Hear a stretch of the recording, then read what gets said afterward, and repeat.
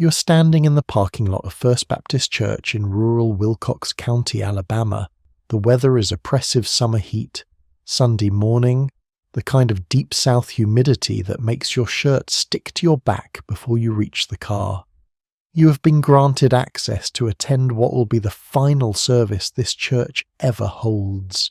Inside the sanctuary, 12 people sit scattered across pews designed for 800. They are all over 70. Most arrived in the same cars they have driven to this church for decades.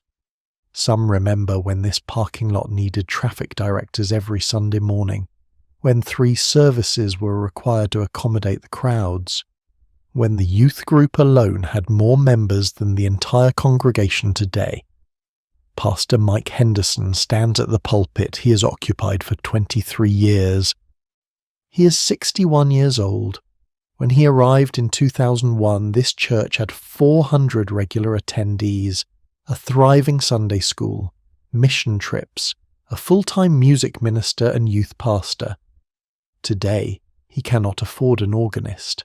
The youth group dissolved in 2014 when the last teenager graduated high school and left for college, never to return.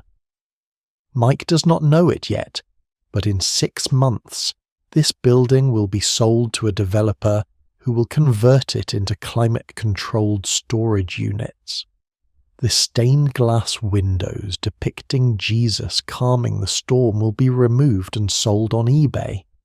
The pews will go to an antique dealer in Birmingham. The cornerstone laid in 1889 will be bulldozed. This is not an isolated incident. This is not one church in one town having a bad decade. This is the collapse of the Bible Belt, the most dramatic religious transformation in American history, happening right now, faster than anyone predicted, more complete than anyone imagined possible. And if you think you understand what is happening, you are probably wrong, because the story you have been told about American religion, about the permanence of Southern evangelicalism, about the stability of traditional faith, is collapsing as quickly as the churches themselves.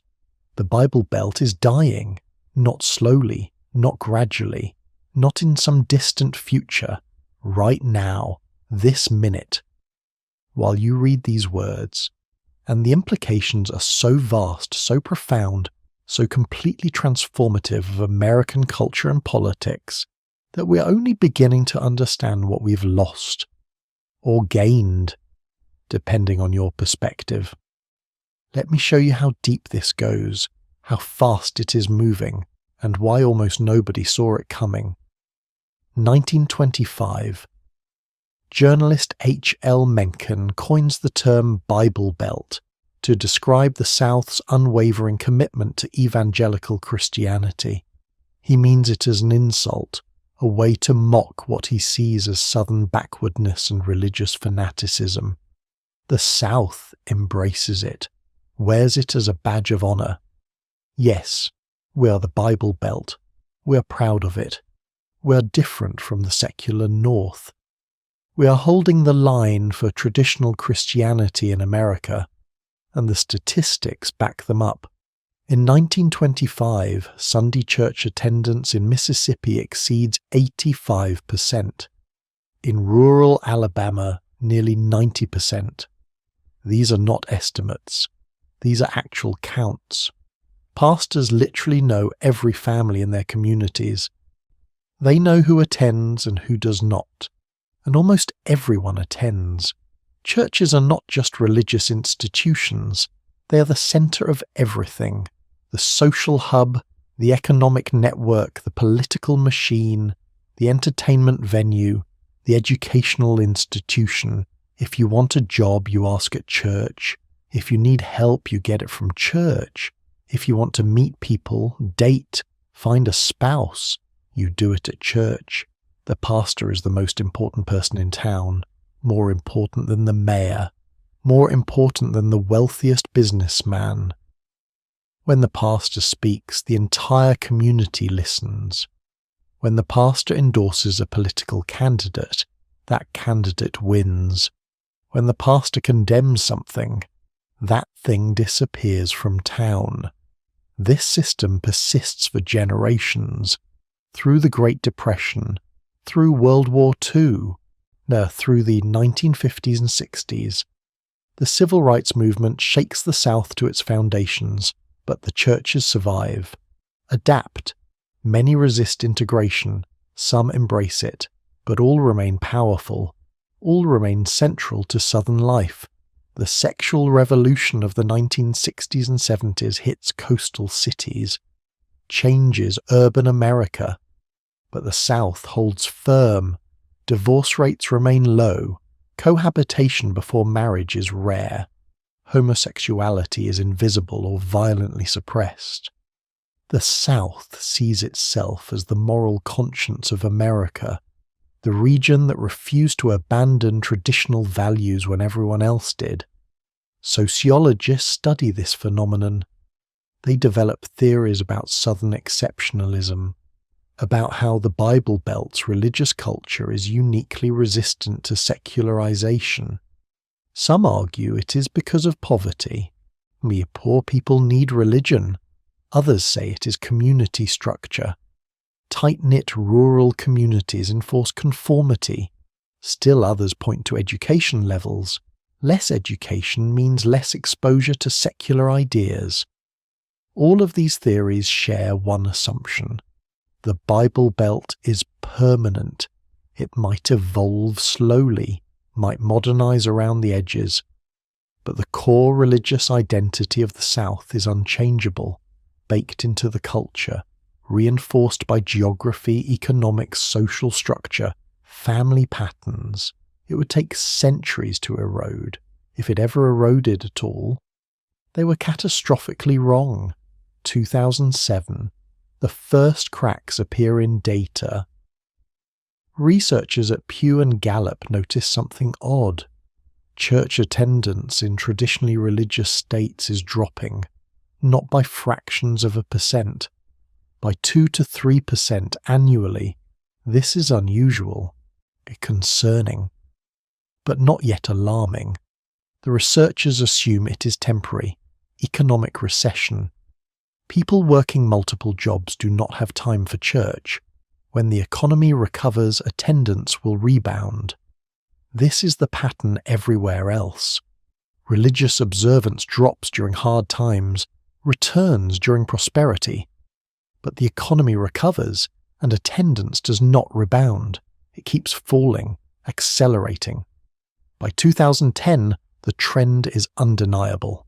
The Bible Belt is secularizing fast. 2015. Something remarkable happens. Mississippi, the most religious state in America for over 50 years, drops to 4th place. Alabama falls from 2nd to 7th. Tennessee, Arkansas, Louisiana, all showing church attendance rates below the national average. The states that defined American evangelicalism are becoming less religious than the country as a whole. The data is shocking, but the visible evidence is even more dramatic. Drive through any small southern town today. You'll see what locals call church graveyards. Abandoned Baptist churches, empty Methodist buildings, closed Pentecostal tabernacles. Their steeples still reach toward heaven. Their parking lots are overgrown with weeds. Their windows are boarded. Their doors are chained. For sale signs appear on churches that have anchored communities for over a century. Some sell quickly, converted to event venues, wedding barns, antique stores, brew pubs. The irony of a Baptist church becoming a bar is not lost on anyone. Others sit empty for years, too expensive to maintain, too large to repurpose, slowly rotting, eventually demolished. Sarah Martinez experienced this personally. She grew up in Clarksdale, Mississippi, left for Chicago in 2003, returned in 2018 to visit family. She could not believe what she saw. The church where she was baptized at age 8, where her parents were married in 1982, where her grandmother's funeral was held in 2005. For sale. The sign said, "Perfect for event venue or storage facility." Sarah actually cried. Standing in the parking lot where she had played as a child, where she had her first kiss at age 14 after youth group, where she had said goodbye to friends leaving for college, all of it being sold to the highest bidder like a used car. Her experience is not unique. Now, thousands of people across the South have returned home to find the religious landmarks of their childhood transformed or destroyed. The church where generations of their family worshipped, gone, turned into a yoga studio, a CrossFit gym, a marijuana dispensary where state law permits it. The emotional impact is profound. Even people who left the faith, who became secular or joined different religious traditions, they still feel the loss. These buildings represent more than religion. They represent community, history, identity. Their destruction feels like erasure of the past. But what is driving this unprecedented collapse? Why is it happening now? Why so fast? The answer is not simple. It is not one factor. It is a perfect storm. Multiple forces converging simultaneously, each amplifying the others, creating a cascade effect that is obliterating traditional Southern religious culture at a pace that stuns even the researchers documenting it. Start with demographics, the Great Southern Migration Reversal. For over a century, the South's religious culture was protected by geographic stability. People were born in the same county where their great-grandparents were born. They married someone from the next town over. They raised children who did the same, generation after generation, century after century. This created cultural continuity. Religious practices passed from parent to child without interruption.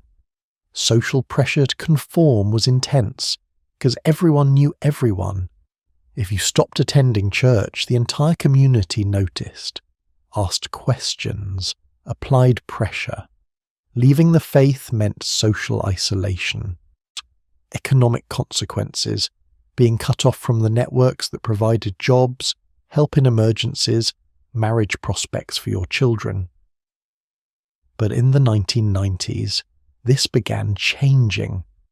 Economic opportunities pulled millions of Southern-born residents to cities, not small Southern cities, major metropolitan areas, Atlanta, Charlotte, Austin, Nashville, Dallas, Houston. These cities were technically Southern, but they were developing cultures radically different from rural Bible Belt communities. The young people who moved to these cities for college and jobs encountered diversity, not just racial diversity, religious diversity, secular people, atheists, agnostics. People who never attended church and seemed perfectly happy and successful. This was shocking to young people raised in communities where everyone went to church, where not attending church was associated with moral failure. They also encountered ideas. In rural Alabama, conservative evangelical Christianity is the only option on the menu. Everyone believes the same things, questions the same ideas, reaches the same conclusions, but in Atlanta or Austin, you meet Buddhists, Muslims, progressive Christians, people who grew up Catholic or Mormon or Jewish, people who have thought deeply about religion and reached completely different conclusions. This exposure is devastating to conservative evangelical certainty. When you've only ever heard one perspective, it seems like the only rational position. When you encounter 10 equally intelligent, equally moral people who hold 10 different positions, certainty becomes difficult to maintain, and these young people do not return home. Not permanently. Yet they visit for holidays, for weddings and funerals, but they live in cities. raise their children in cities, and when they do return to their hometowns, they are cultural aliens. They no longer fit. They cannot participate authentically in the religious communities that shape them. Simultaneously, these same southern cities are attracting millions of migrants from the Northeast and West Coast. People from Boston, New York, California, Oregon. They bring their secular culture with them. And unlike historical migration patterns where newcomers adopted local culture, these migrants are numerous enough to create their own enclaves. Atlanta is the clearest example. In 1980, Atlanta was called the Buckle of the Bible Belt. Church attendance exceeded 70%. Today, church attendance in metropolitan Atlanta is below 40%. Lower than Boston, lower than Seattle. The city has been completely transformed in one generation. Austin, Texas shows an even more dramatic shift. In 2000, Austin was a college town in conservative Texas. Church attendance was above 60%. Today, over 40% of Austin residents identify as religiously unaffiliated. The city has become a progressive secular island in the heart of Texas. Dr. Amanda Reynolds at Vanderbilt has been studying this phenomenon for 20 years. She calls it cultural dilution on steroids. Her research shows that transplants to the South are not adopting Southern religious practices. They are not being assimilated into evangelical culture. Instead, they are creating secular communities that are expanding outward into previously religious areas. What we are seeing, Reynolds explains, is the reverse of historical patterns. Instead of Southern culture converting newcomers, secular culture is converting the South. The Bible Belt is being invaded, colonized, transformed from within. And it is happening so fast that traditional religious institutions cannot adapt. But demographics alone do not explain the collapse. Economics plays an equally crucial role. The South's economy has been completely transformed over the past 30 years, and that economic transformation has destroyed the social structures that sustained religious culture. Traditional Southern communities were built around specific industries: agriculture, textiles, lumber, small-scale manufacturing, coal mining in Appalachia. These industries created stable communities. People worked at the same mill their parents worked at. Their children would work there too. Everyone knew each other. Social networks were tight. Church was the social hub because work was the economic hub, and both were local. These industries are dying or dead. The textile mills that once employed thousands in North Carolina are closed, shuttered, demolished. The cotton fields of Mississippi are mechanized, require almost no labor. The coal mines of Kentucky and West Virginia are closing. The small manufacturing plants that made furniture or auto parts have moved to Mexico or China. The economic devastation is staggering, and it has shattered the social fabric that sustained churches. When the mill closes, families scatter. They move to cities for work. The community dissolves, and the church, which depended on that stable community, collapses. Consider Millerville, South Carolina, a textile town of 3,200 people. The cotton mill employed over 800 workers. It closed in 2009. Within 5 years, the town lost 40% of its population. Young families with children moved to Charlotte or Greenville or Atlanta for work. The elderly remained, unable or unwilling to leave. Millerville had 7 churches in 2009. By 2019, 4 had closed permanently. The remaining 3 share pastors, hold services on alternating Sundays, struggle to pay electric bills. The average age of congregants is 71. There are no children, no teenagers, no young families, just elderly people waiting to die in a town that is dying with them. This pattern has repeated in thousands of small southern towns. The economic foundation crumbles, the population scatters, the churches close, and the cultural transformation is irreversible. Because once the young people leave, they do not come back. They raise their children in cities. Those children have no connection to the small towns their grandparents came from. The chain is broken. But even this does not fully explain the speed of the collapse, because the transformation is not just happening in small rural towns, it is happening in suburbs, in exurbs, in places that are growing economically, that have good schools and low crime and all the things that should sustain stable communities. This is where generational change becomes critical. The young people raised in religious households are leaving the faith at unprecedented rates, and unlike previous generations, they are not returning as they age. This is what demographers call religious recession, and it is hitting the South harder than anywhere else because the region had further to fall. The data is shocking. Among Americans born before 1965, approximately 85% of those raised in the Bible Belt maintained religious affiliation throughout their lives. Among those born after 1990, that number has collapsed to 42%. Not a slow decline, a cliff.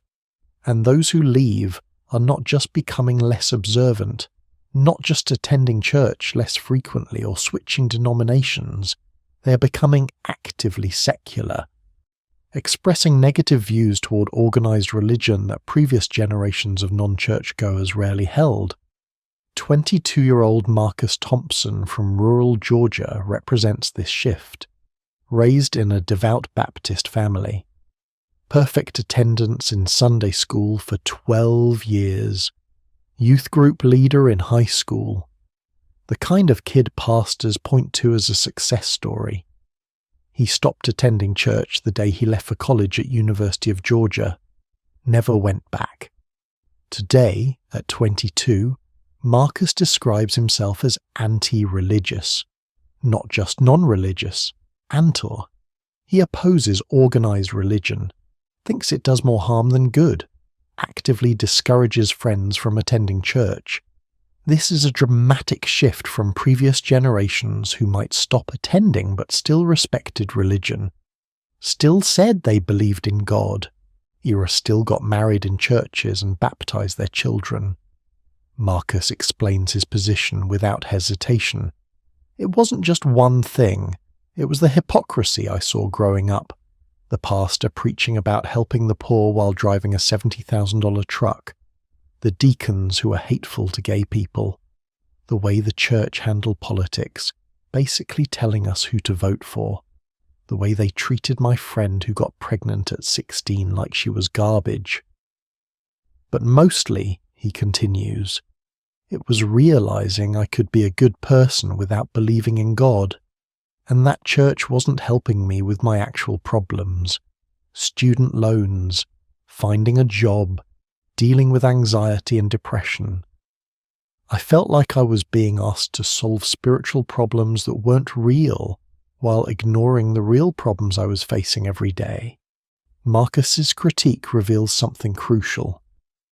The church offered answers to questions he was not asking, and failed to address the questions he was asking.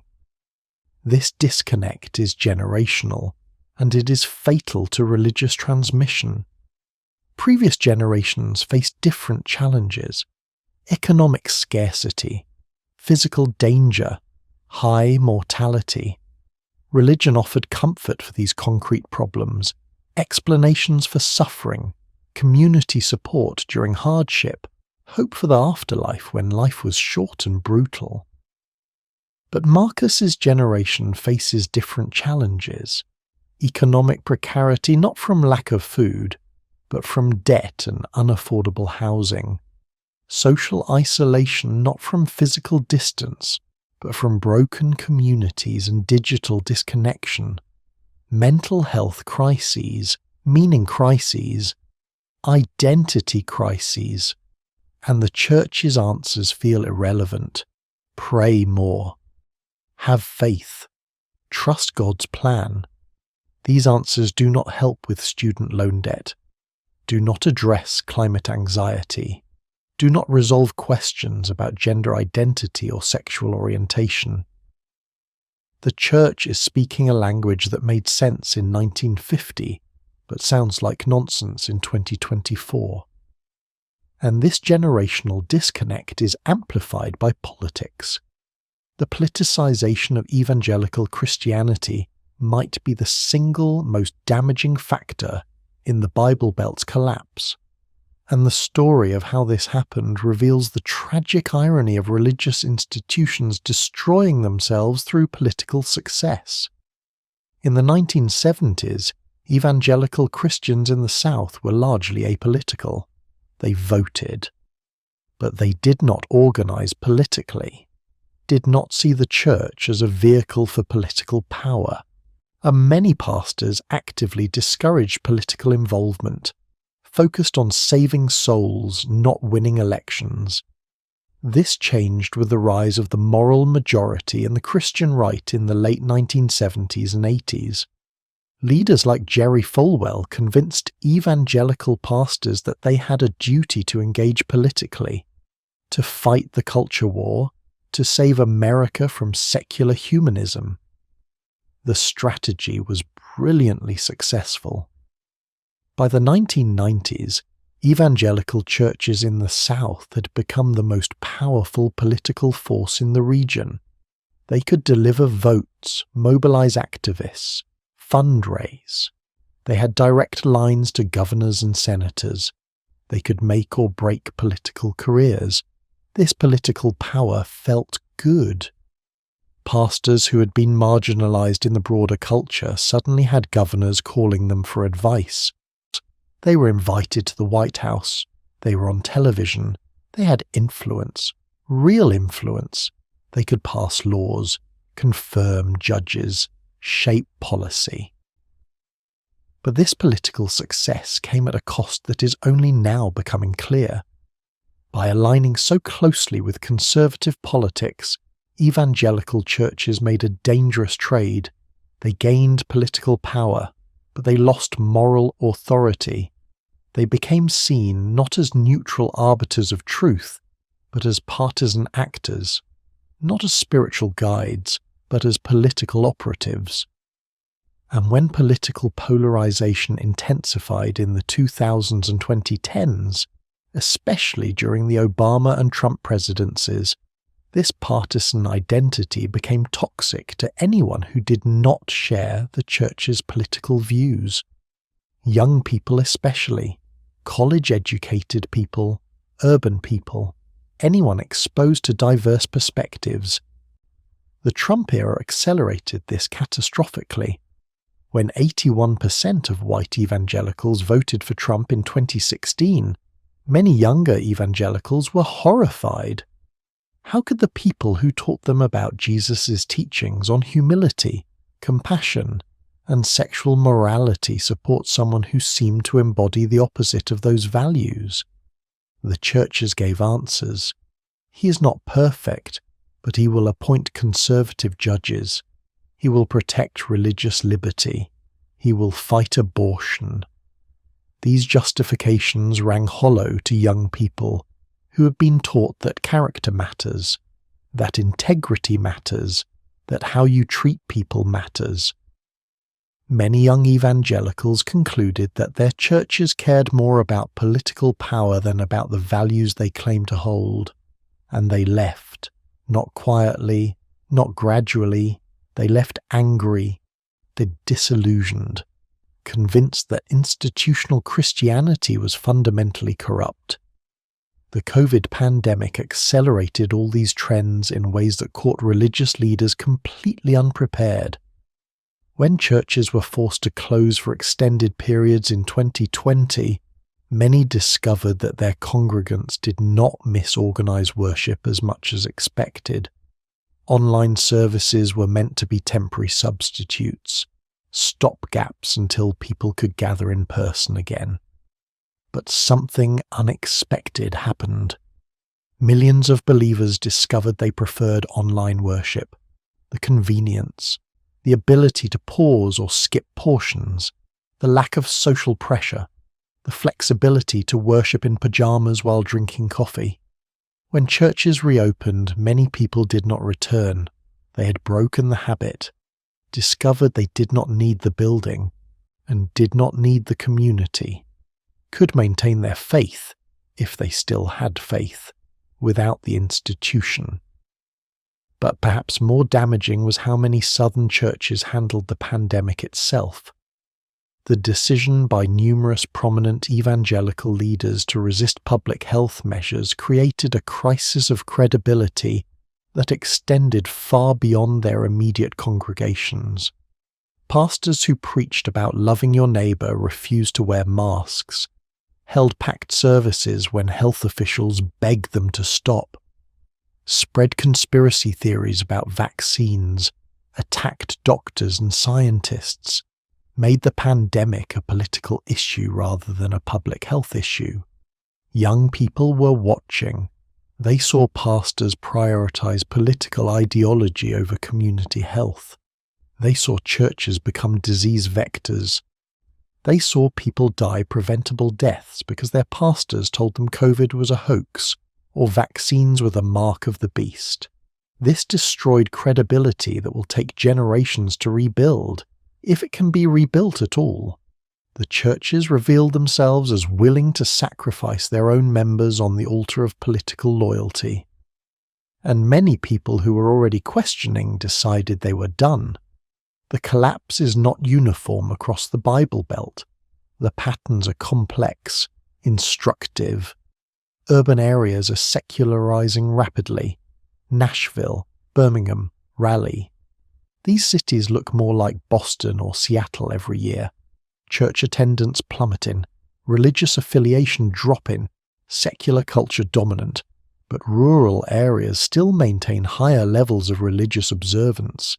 The small towns, the counties far from interstate highways, the places tourists never visit. In these communities, church attendance might still be 50 or 60%. Pastors still have influence. Religion still shapes community life. But even in these rural strongholds, the trends are ominous. Church attendance among young people is declining almost as fast as in cities. The difference is population. Cities have young people, lots of them, arriving constantly, from around the country, around the world. They dilute and replace religious culture. Rural areas are losing young people. Every year, graduating seniors leave for college. Some return, most do not. The communities age. The median age creeps up, 40, 50, 60. Churches that once had thriving youth groups have no youth. Sunday school classes for children have no children. This creates a vicious cycle. So as churches lose younger members, they become less financially viable. Budgets shrink, staff is cut, programs end, the building deteriorates, and this makes the church less attractive to any young people who might consider attending, which accelerates their departure, which weakens the church further. Small congregations that once supported full-time pastors cannot afford them anymore. They hire part-time ministers, or share pastors with other churches, or depend on retired pastors volunteering their time. Services become less frequent, less polished, less appealing. The Southern Baptist Convention tells the story in stark numbers. The SBC was the undisputed religious powerhouse of the South for over a century, the largest Protestant denomination in America, over 16 million members at its peak in 2006. It has lost over 2 million members since then, most of those losses concentrated in traditional heartland states, Mississippi, Alabama, Tennessee, Arkansas, and the losses are accelerating. In 2023 alone, the SBC lost over 400,000 members. Churches are closing at a rate of nearly 1,000 per year. Not small rural churches exclusively, suburban churches, urban churches, churches that seemed healthy and stable just a decade ago. The social implications of this transformation extend far beyond religion. For generations, churches provided social services throughout the South: food banks, counseling, job placement, emergency financial assistance, informal social safety nets that caught people when they fell. As churches weaken and close, these services disappear, and in many areas, there's nothing to replace them. Rural southern counties often lack the secular non-profit organizations that provide these services in cities. When the church closes, the safety net vanishes. Consider mental health. In many small southern towns, the pastor served as the primary counselor for community members dealing with depression, addiction, family problems, grief. This system had obvious limitations. Pastors are not trained therapists. They sometimes gave terrible advice, blamed mental illness on sin, discouraged psychiatric medication. But they provided accessible support, free, no appointment needed, no insurance required, no 30-mile drive to the nearest clinic. You could talk to the pastor after Sunday service. He knew you, knew your family, cared about you, helped however he could. As churches close or shrink, this support disappears, and mental health crises in rural southern communities intensify. Suicide rates are climbing, substance abuse is epidemic, opioids, methamphetamine, alcohol. The church used to be a resource. Now there is nothing, just despair and isolation and no one to turn to. The political implications are equally profound and almost completely unrecognized by political analysts. The Bible Belt's religious culture has been the backbone of conservative politics in America since Reagan. The mobilization of evangelical voters reshaped American politics, created the modern Republican Party, dominated elections in the South, and influenced national politics. As this culture weakens, the political landscape is shifting in ways that seemed impossible just 10 years ago. And Georgia's transformation from reliably red state to purple battleground correlates directly with declining religious influence in metropolitan Atlanta. These suburbs that once voted Republican by 30-point margins are now competitive. Because the people moving there are not evangelical, are not religious, do not vote based on abortion or religious liberty. Texas provides an even more dramatic example. Despite its reputation as a conservative stronghold, church attendance in major Texas cities has declined by over 25% since 2010. Dallas, Houston, Austin, San Antonio, all secularizing rapidly, and young Texas voters are increasingly secular and progressive. They care about climate change, student debt, health care, gun control, not abortion or religious liberty or traditional marriage. They vote Democratic. And there are more of them every year, creating political dynamics that are beginning to challenge Republican dominance in what was considered an unshakably conservative state. If current trends continue, Texas will be a purple state by 2030. Competitive in presidential elections, both Senate seats in play, the state legislature potentially flipping. This is not speculation. This is extrapolation from current demographic and religious trends, and it is terrifying to Republican strategists.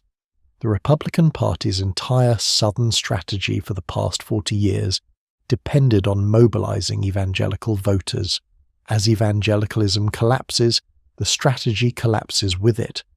The party needs new voters, new coalitions, new messages.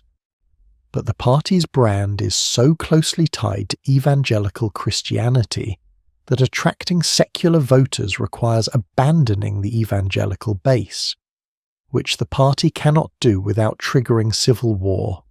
Democrats are recognizing the opportunity. Stacey Abrams in Georgia, Beto O'Rourke in Texas. These candidates understood that demographic change was making the impossible possible, that secular young people were numerous enough to overcome traditional Republican advantages. They did not win. But they came close, closer than anyone thought possible, and the trend is in their favor. Religious leaders are attempting to reverse these trends. Desperately, they are trying everything: modernization, contemporary worship music, casual dress codes, Instagram accounts, TikTok videos, social media engagement, trying to meet young people where they are. No, but these efforts often backfire spectacularly. Contemporary worship alienates traditional believers who want hymns and organs and formality. They leave, go to more traditional churches, or stop attending altogether. Meanwhile, the contemporary approach fails to attract secular young people who see through the marketing, who recognize that changing the packaging does not change the product. Other churches double down on tradition, emphasize the old ways, reject contemporary culture entirely. This satisfies the remaining elderly believers, makes them feel that someone is standing firm against secular corruption. But it reinforces the perception among young people that churches are out of touch, irrelevant, stuck in the past. Some innovative churches are experimenting with radical approaches, progressive evangelical congregations. They emphasize social justice, environmental stewardship, racial reconciliation, LGBTQ inclusion. They drop or soften traditional positions on hell, biblical inerrancy, gender roles. They look more like liberal mainline Protestantism than conservative evangelicalism. Early results are mixed.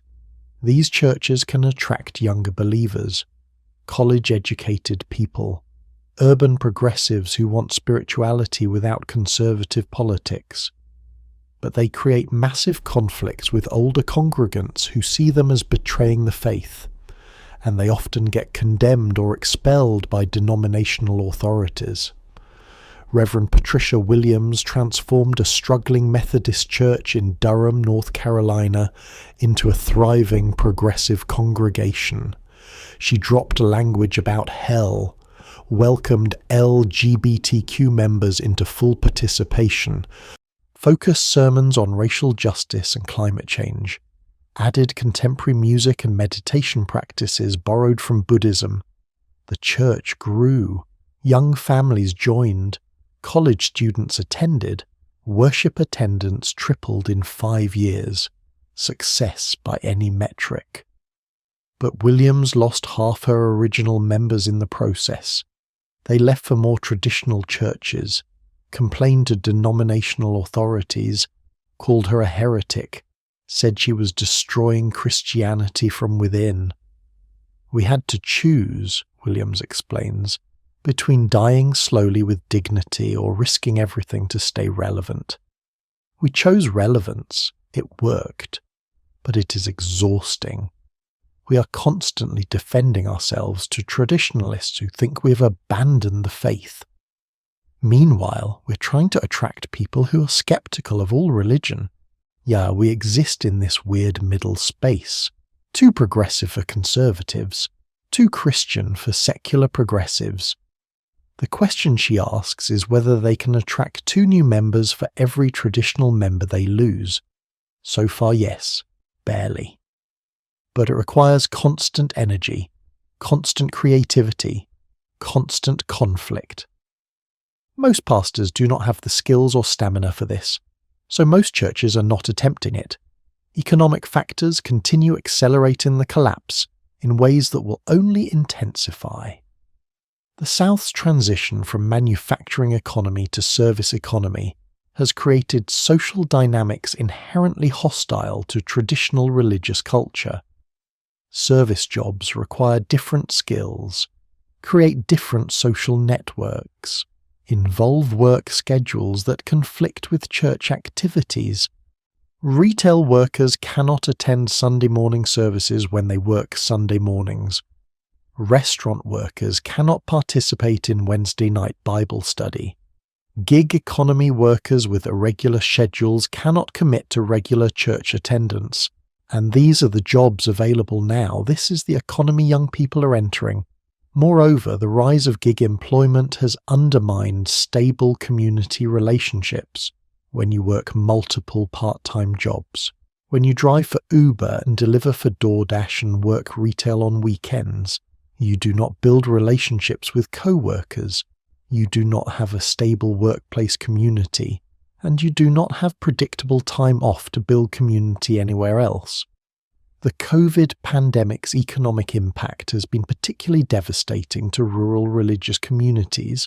It is small businesses that employed congregation members closed permanently, restaurants, retail shops, small manufacturers, forcing families to relocate for work. Churches that depended on these families for financial support are left with aging congregations and shrinking budgets, unable to maintain buildings, unable to pay pastors, slowly dying. Education is playing a crucial accelerating role that is rarely acknowledged.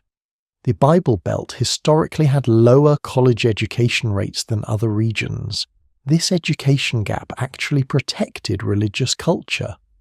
Limited exposure to secular ideas kept young people within religious communities, preserved the bubble. But college attendance has expanded dramatically throughout the South. States have invested in universities, offered scholarships, encouraged higher education. And college education correlates strongly with decreased religious observance. Study after study confirms this. The more education you have, the less likely you are to attend church regularly, to identify as religious, to hold conservative religious beliefs. Southern young people now attend college at rates comparable to other regions. But critically, they increasingly attend colleges outside the South. University of North Carolina graduates leave for jobs in New York. Vanderbilt graduates move to Chicago. University of Georgia graduates relocate to Denver. They are exposed to secular culture, progressive ideas, diverse perspectives. They do not return to small southern towns, do not raise their children in evangelical churches. The chain is broken. When these college-educated young people do return to their home communities, they are cultural aliens. They cannot participate authentically in the religious institutions they grew up in. They have been educated beyond their church's capacity to engage. The pastor's sermons sound simplistic. The biblical literalism sounds naive. The political conservatism sounds regressive. They become what sociologists call cultural exiles, emotionally connected to their communities but unable to participate authentically. Technology's role cannot be overstated. Social media and internet access have broken down the geographic isolation that protected religious communities from secular influence. Young people in rural Mississippi have the same internet access as peers in San Francisco. Same YouTube, same Netflix, same TikTok, same exposure to diverse ideas and secular culture. This digital exposure has undermined churches' traditional role as gatekeepers of information and moral authority. When a pastor's interpretation of Genesis can be instantly compared with thousands of alternative viewpoints online, institutional authority becomes difficult to maintain. When YouTube offers thousands of atheist and agnostic content creators presenting sophisticated arguments against Christianity, young believers encounter challenges their parents never faced. Dating apps have transformed romantic relationships in ways that devastate traditional religious culture. Young evangelicals increasingly form relationships with people outside their faith communities, meeting online, connecting based on shared interests rather than shared geography or religion. Interfaith marriages have skyrocketed throughout the South. Then these relationships lead couples away from organized religion as they seek spiritual approaches that accommodate both partners. The evangelical girl who marries the agnostic guy from California does not drag him to First Baptist every Sunday. They compromise, attend occasionally, or not at all, and their children grow up without the immersive religious culture that shaped their mother. The decline is creating unexpected cultural innovations, new forms of spirituality emerging, blending Christian traditions with secular philosophies, yoga and Buddhism-influenced meditation, mindfulness practices, nature spirituality. These hybrid approaches appeal to people who value their religious heritage but reject institutional authority. Spiritual but not religious is the fastest growing religious category throughout the South. People who maintain belief in God or higher power, who pray occasionally, who value Christian morality in some form, but who reject churches, reject pastors, reject institutional Christianity entirely. They create their own spirituality, personal, individual, unmoored from tradition or community.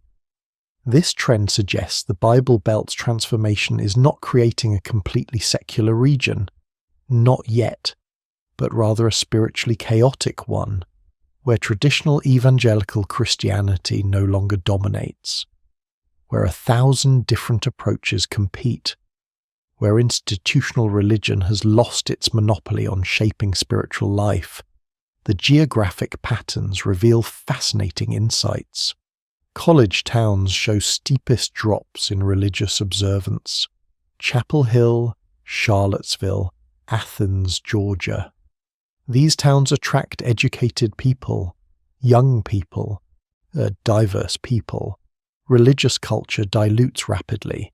Military bases show similar patterns, bringing together people from across the country, diverse backgrounds, different religious traditions, creating secular enclaves even in traditionally religious areas.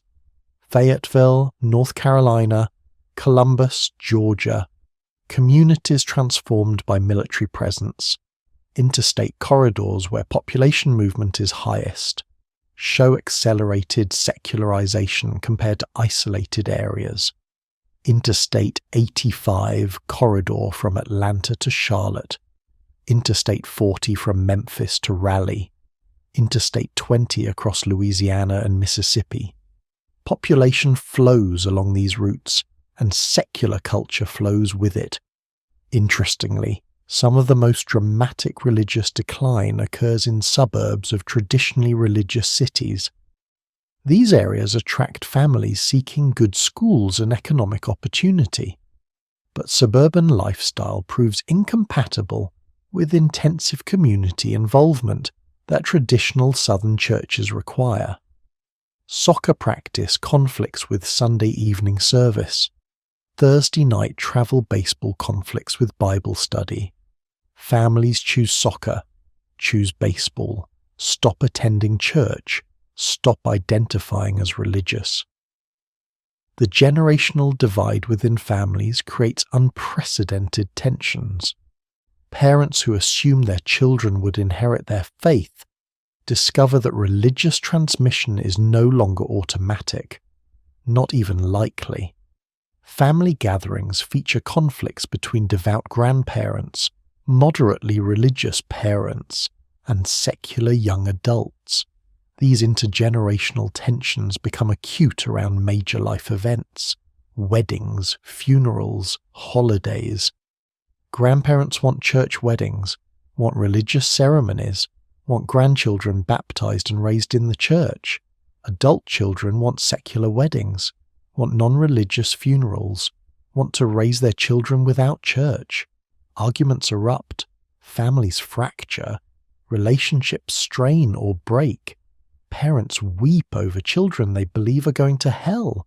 Children resent parents who cannot accept their choices. Grandparents who do not understand why their grandchildren do not attend church.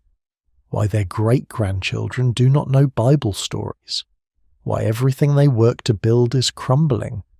The business community throughout the South is grappling with these changes. Companies that once could assume a religiously conservative workforce and customer base are adapting. Sunday closures becoming rare. Chick-fil-A's Sunday closure is now distinctive rather than normal. Christian-oriented marketing declining. Giving way to inclusive messaging that does not alienate secular consumers.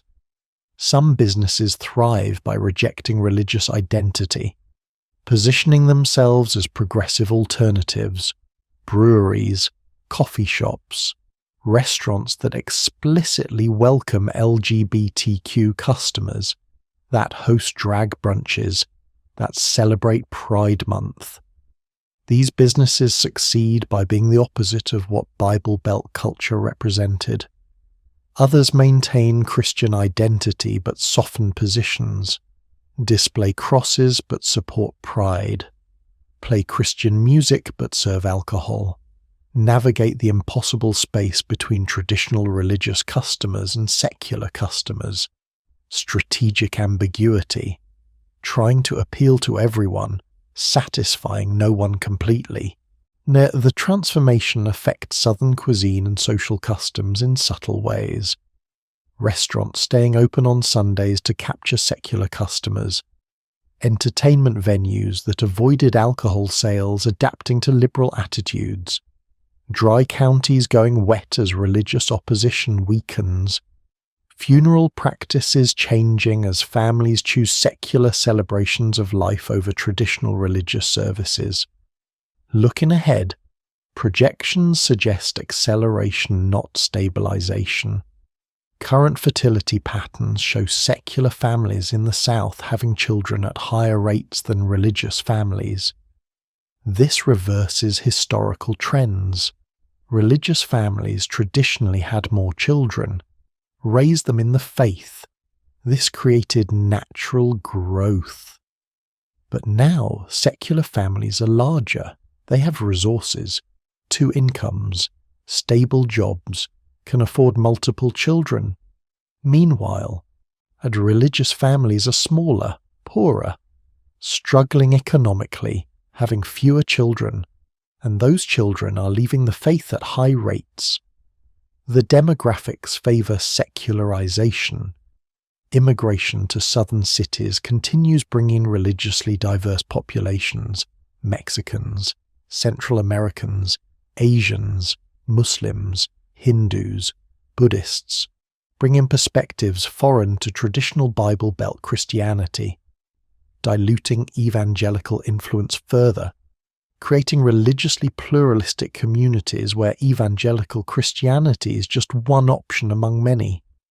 Climate change may accelerate these trends as southern summers become hotter, as water becomes scarcer, as hurricanes become more intense, as flooding increases.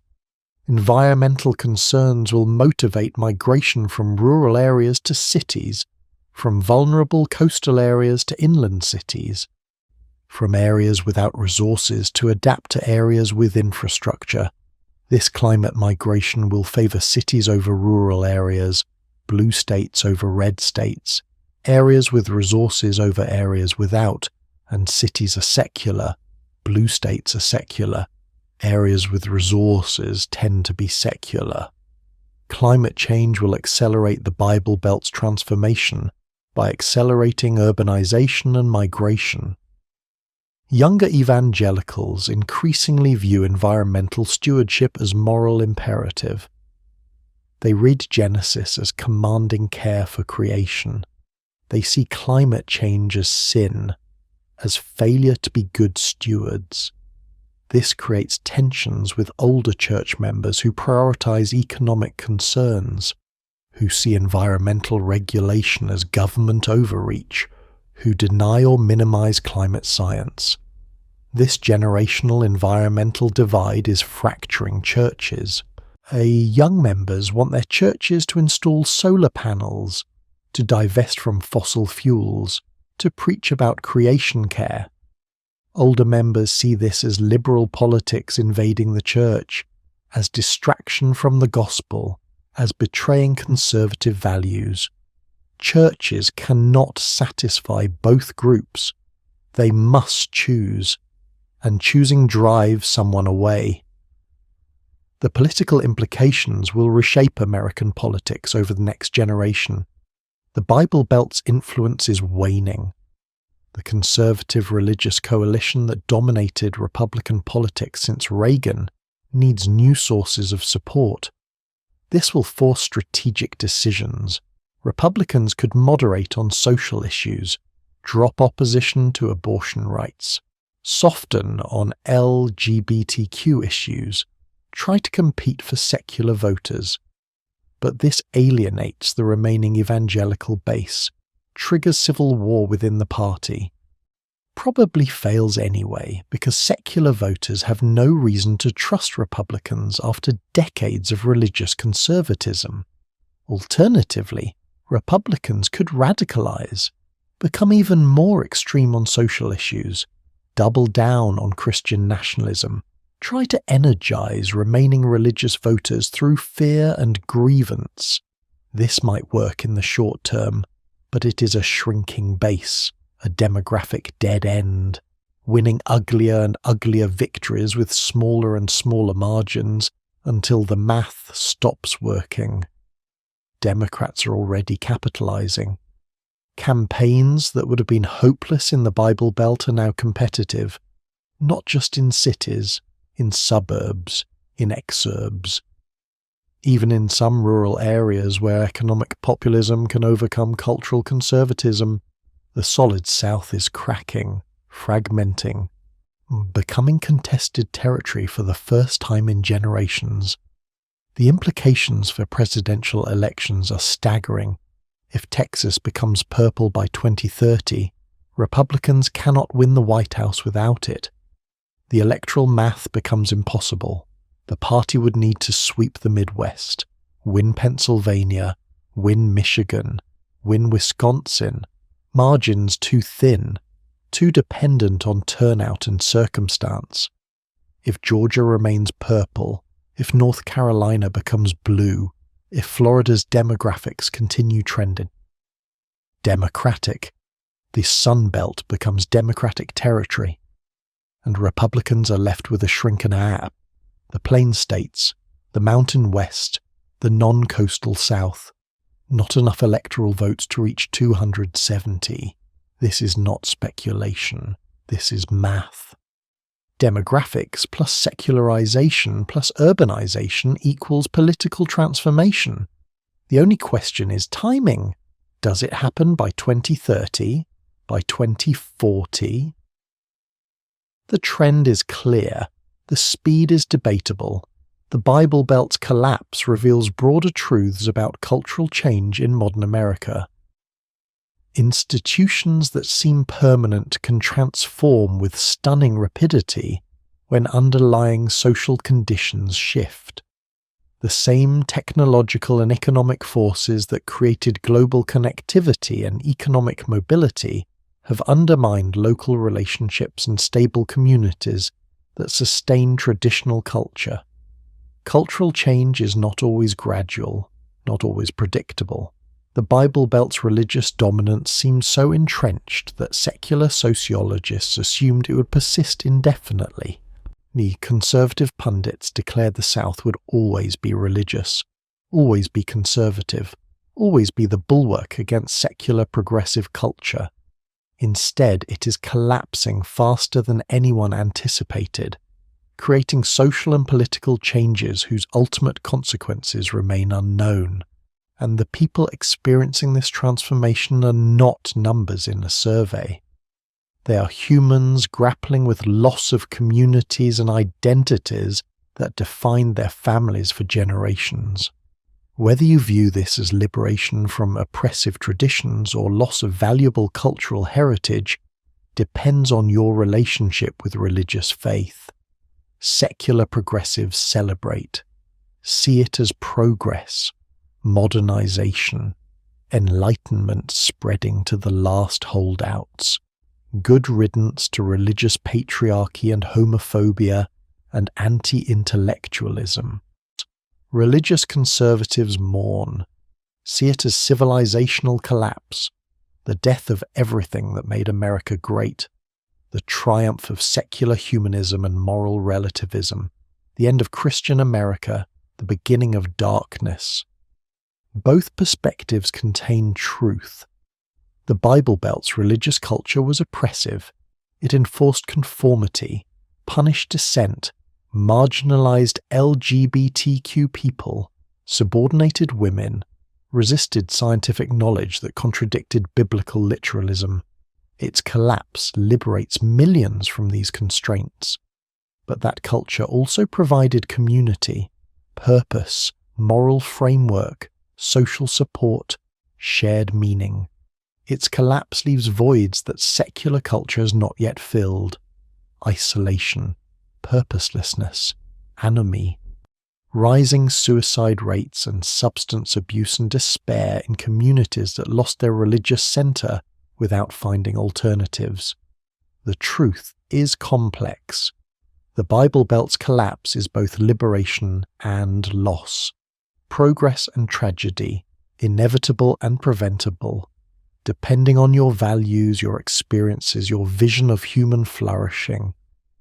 What is undeniable is that the collapse is happening right now, this moment, in thousands of communities across the American South.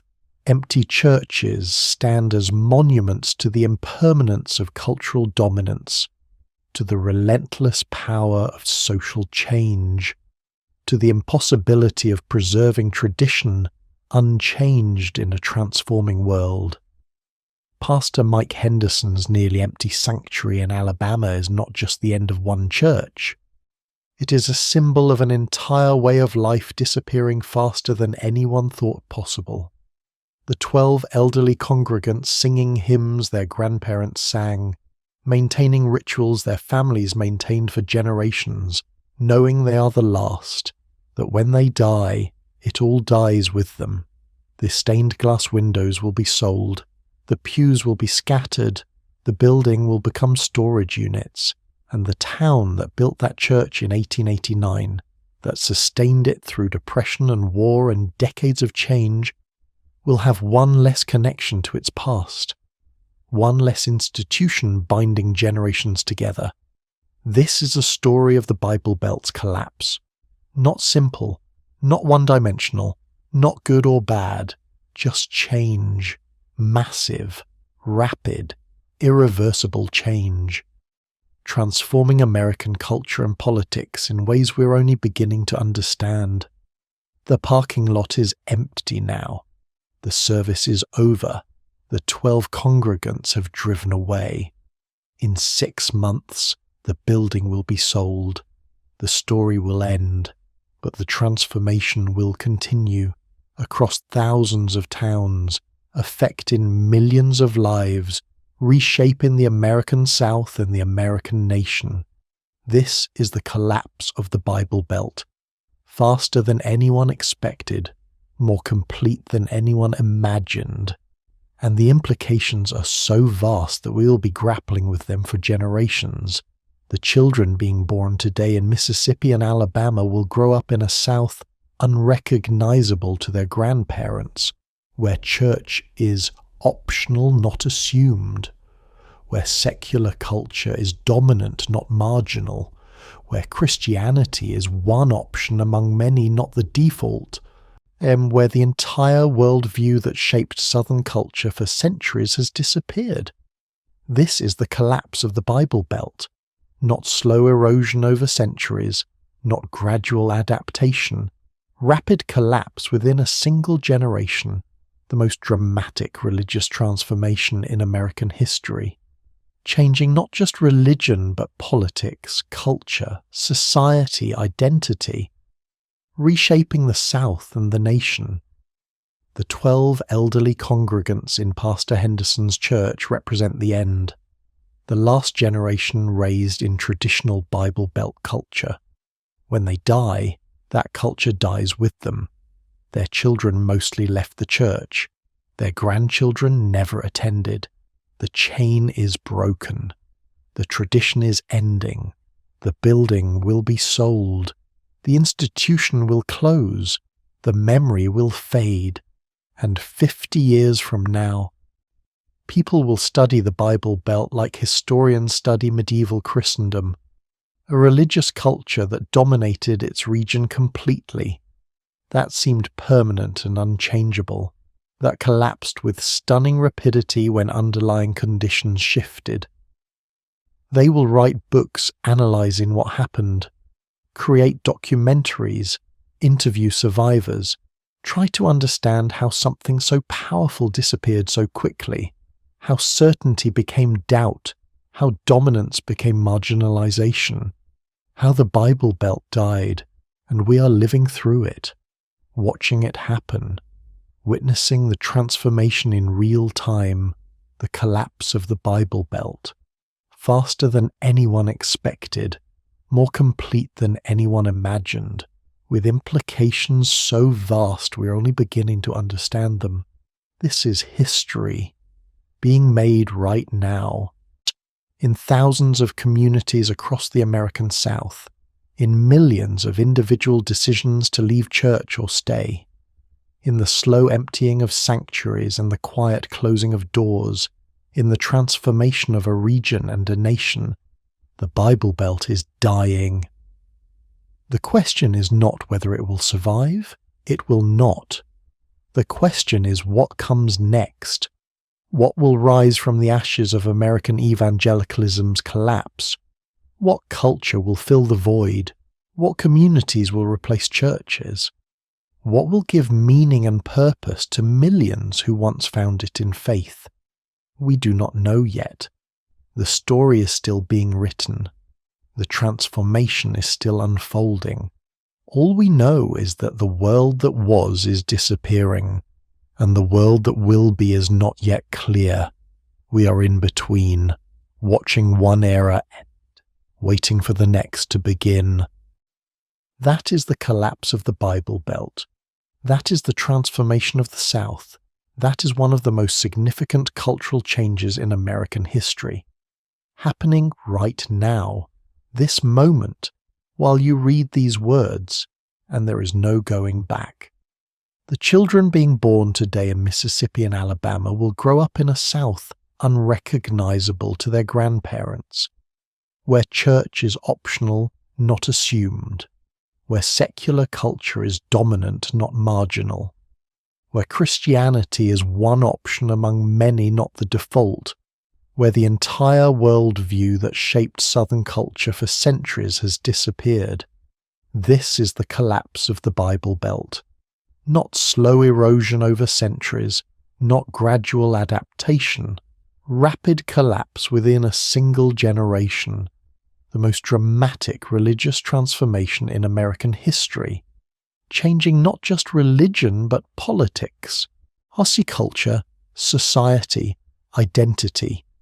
Reshaping the South and the nation. The 12 elderly congregants in Pastor Henderson's church represent the end.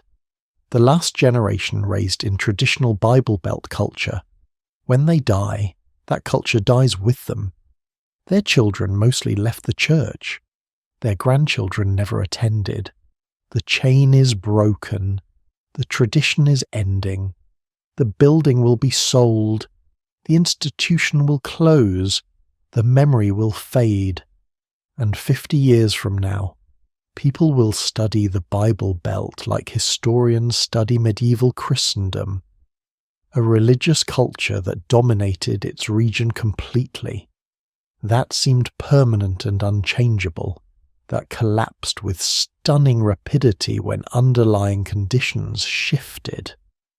They will write books analyzing what happened, create documentaries, interview survivors, try to understand how something so powerful disappeared so quickly, how certainty became doubt, how dominance became marginalization, how the Bible Belt died, and we are living through it, watching it happen, witnessing the transformation in real time, the collapse of the Bible Belt, faster than anyone expected, more complete than anyone imagined, with implications so vast we're only beginning to understand them.